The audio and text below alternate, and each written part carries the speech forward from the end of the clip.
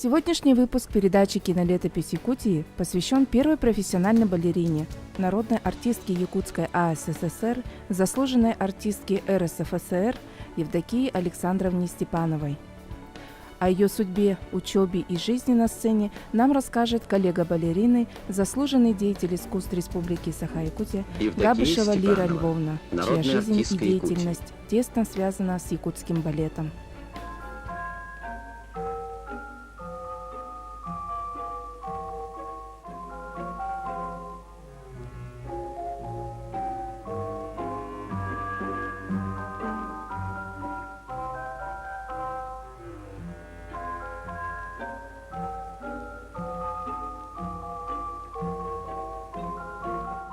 Лира Львовна, здравствуйте. Большое спасибо, что пришли к нам в гости в Центр аудиовизуального наследия. Расскажите нам немного о якутском балете. Здравствуйте, дорогие телезрители. Мы сегодня встретились с моей замечательной, обаятельной ведущей Ольгой по поводу того, что в этом году исполнилось 85 лет со дня рождения первой профессиональной и первой выдающейся балерине Якутии Евдокии Александровне Степановой. Лира Львовна, расскажите, пожалуйста, а с чего началась балерина Евдокия Степанова? Она очень рано осиротела. С 5 лет росла в Вилюйском детском доме, где впервые узнала, что такое своя кровать, что есть обед и ужин, что есть утренняя зарядка и так далее. В 1944 году случайно приехал в Вилюйский детский дом известный деятель театра Тарас Павлович Местников для отбора одаренных музыкальных детей в открывшуюся музыкальную школу города Якутска. И, конечно же, музыкальную Дуняшу Прокопьеву, тогда у нее была фамилия Прокопьева, отобрали для учебы в Якутскую музыкальную школу. Но однажды случай привел ее в балетный зал. Она увидела, что по кругу ходят в беленьких юбочках, в беленьких тапочках, так красиво под музыку маленькие девочки и мальчики.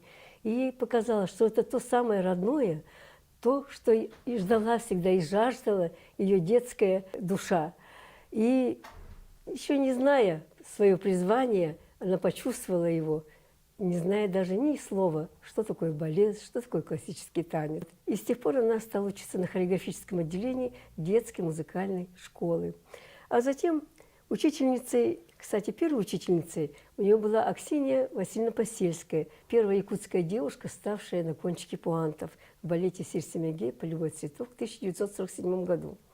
Но вторым педагогом стала Нелли Даниловна Сильванович из Ленинграда. Она тоже была ведущей балериной Государственного театра студии в Якутске, танцевала ведущие партии и была педагогом. Вот именно она всегда говорила Дуняше: «Дуняша, я тебя увезу скоро на самую лучшую улицу в мире. Ты будешь учиться в большом городе, в самом прекрасном городе Ленинграде». И так Дуняша стала учиться в самом знаменитом училище имени Вагановой, позднее оно стало, которое располагалось на замечательной, самой красивой улице мира, улице Зодчего Росси. Она стала профессиональной балериной. Приехав сюда, в Якутск, не имея ни угла, ни родных, Дуняша, конечно, тяжело заболела, и по совету ленинградских педагогов уехала в теплый Ташкент, куда они ее устроили. 2 года там она окрепнула, профессиональной, поправила свое здоровье и приехала в Якутск. Ее дебют на родной сцене в балете «Полевой цветок» в Сирсемеге было таким явлением, художественным явлением для всей республики. Вот. И с тех пор вот началась балерина Евдокия Степанова. У нас в фонде хранятся аудиовизуальные документы, в которых запечатлена первая профессиональная балерина Якутии. Я предлагаю вам посмотреть небольшой отрывок. С удовольствием, да.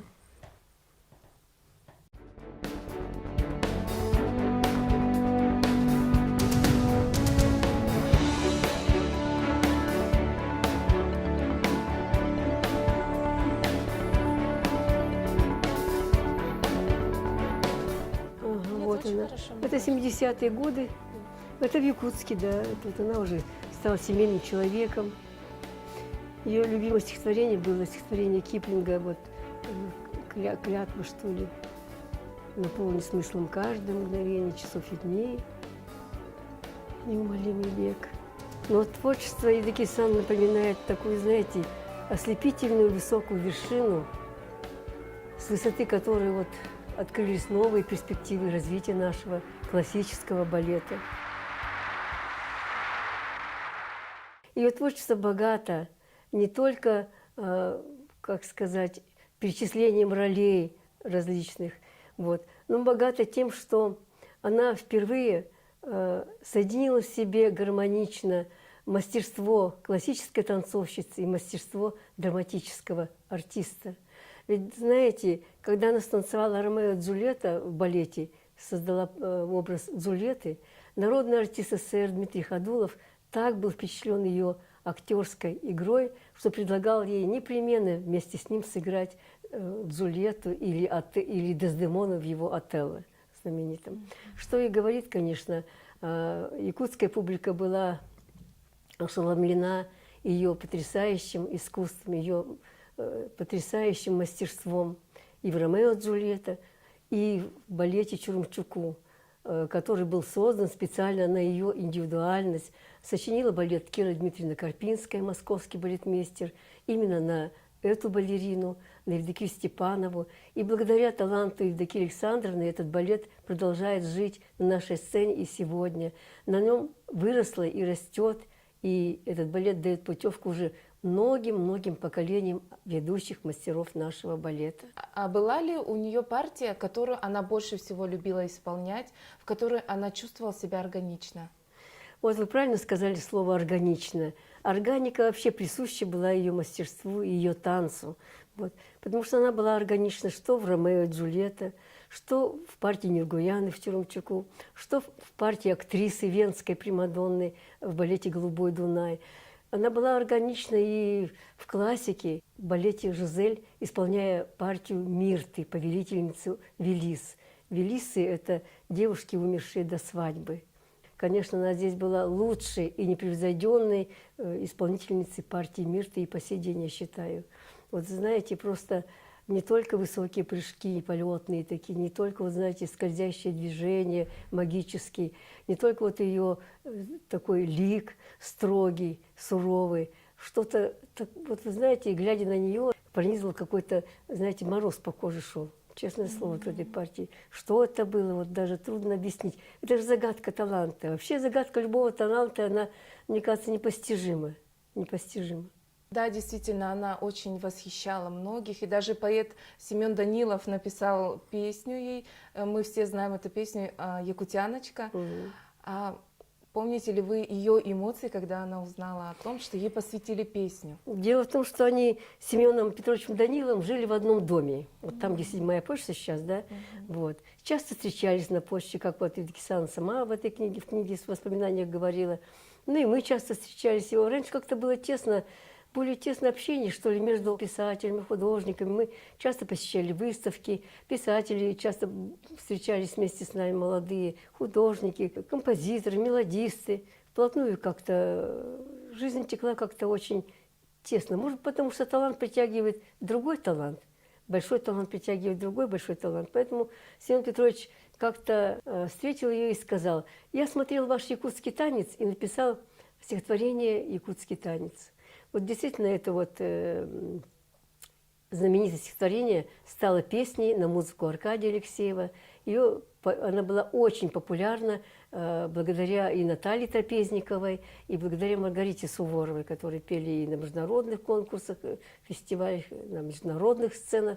Она танцевала якутский танец чорона. И она имела успех в этом танце не только на родной сцене, но и на больших сценах России. Кстати, вот если говорить о ее концертных номерах, то вот такие танцы, как бухарский, олень, якутский танец, они же, конечно, просто как будто родились вместе с ней. После нее уже никто так не мог станцевать. Вот она передавала из ног в ноги, как говорится, другим исполнителям. Вроде бы танцует хорошо, вроде бы все ладно, но не то, понимаете? Вот есть такое вот какое-то редкое совпадение, что ли, индивидуальности артиста и то, что он делает. Когда она уже обнаружила, что у нее появились родственники в 2005 году, этой в селе Она Тымпы. нашла своих родственников. Они ее нашли. Они её Они ее нашли в 2005 году только. Вот, когда стали изучать родословную села Тымпы, ее родовое село, оказывается, это было, она об этом не знала, то вот нашли ее корни. И однажды в дверь к ней постучался двоюродный брат, которого она никогда не видела, Аким Степанов с большим букетом белых роз, и сказали: наконец-то мы тебя, Дуня, нашли. Да, и с тех пор она как-то всегда чувствовала заботу родных. Конечно же, как человек была очень благодарной, очень щедрой. Настолько щедро она отдавала свой талант людям, настолько щедро люди как бы отдавали свою любовь к ней, вдохновляли ее. Лера Львовна, я вижу, у вас сегодня книга с собой. Эта книга вот называется «Птица летит, и я лечу за ней». Я как-то говорю: Евгений Александрович, давайте напишите свои воспоминания, я вам помогу. Вот вы говорили то, рассказывали это, давайте все это. И, в общем, короче говоря, у нас получилась такая книга. К сожалению, она не дожила до издания этой книги буквально несколько дней. Но дело в том, что она видела сигнальный экземпляр, обложку, вот мы вместе с ней это делали, она хотела именно вот такую обложку с этой стороны и вот такую вот обложку с конечной стороны. Здесь она с учительницей своей Нелли Даниловной Сильманович. Она ездила к ней в Пермь в 2006 году и вручила ей собственноручно знак «Гражданская доблесть», как бы благодарность за то, что она, за ее творческий подвиг в свое время сделанный свое, увезла ее в Ленинград. Рекомендую эту книгу познакомиться всем любителям не только балета, но и всем, кому дорога история родного края, родной земли, потому что она одна из, как сказать, знаковых личностей своего времени, не только своего времени, а вообще вневременная личность, понимаете? Поэтому своих героев своей земли надо знать в лицо, по имени, отчеству. Вот и до. Большое вам спасибо за очень интересный разговор. Мы были очень рады узнать что-то новое и вспомнить о первой профессиональной балерине Якутии, которая прочно вошла в историю якутского балета. Благодарим вас за то, что посетили Центр аудиовизуального наследия. Спасибо вам за приглашение. Спасибо и вам, дорогие телезрители. Это была передача «Кинолетопись Якутии». Увидимся в следующем выпуске.